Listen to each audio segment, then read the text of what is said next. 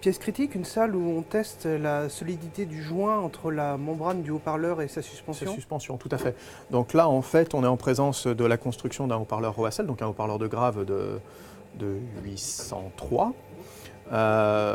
Donc là, l'idée, c'est que actuellement, le haut-parleur, avec son système de collage sur la structure Roacel, est capable de supporter quasiment le poids de l'enceinte. C'est-à-dire qu'on pourrait quasiment suspendre l'enceinte à la membrane et la suspension tiendrait. Mais ce n'est pas encore suffisant. Donc aujourd'hui, les ingénieurs de BW sont en train de travailler sur des nouvelles structures de colle en sorte d'être capables de supporter des poids absolument énormes, puisque là on est en train de parler de tension qui s'exercerait entre la membrane et la suspension qui serait de l'ordre de 250 kg à peu de choses près. Donc des tensions qui ne seront quasiment jamais exercées pendant le mode de fonctionnement normal d'une enceinte. Mais le but du jeu, c'est d'arriver à une certaine forme de perfection et de fiabilité à quasiment toute épreuve.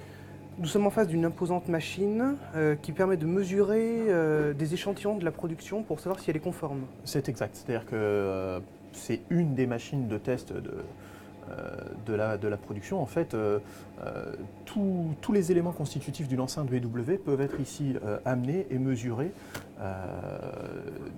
de manière à être confrontés avec son modèle initial voulu par le laboratoire. Afin d'être certain qu'effectivement on est dans les spécifications, ce qu'il faut savoir, c'est que les 3 premières séries de pièces qui sortiront des ateliers vont toutes être confrontées et mesurées, alors, soit sur cette machine, soit sur d'autres, pour s'assurer que vraiment au niveau de la production, on est pile poil dans les clous de ce qui a été voulu par le laboratoire au départ. Et après, ça permet de modifier ou ici de vérifier des modifications au cours de la vie d'un matériel. Donc là par exemple on va voir le système faire une mesure sur un échantillon de charge tubulaire d'un tweeter.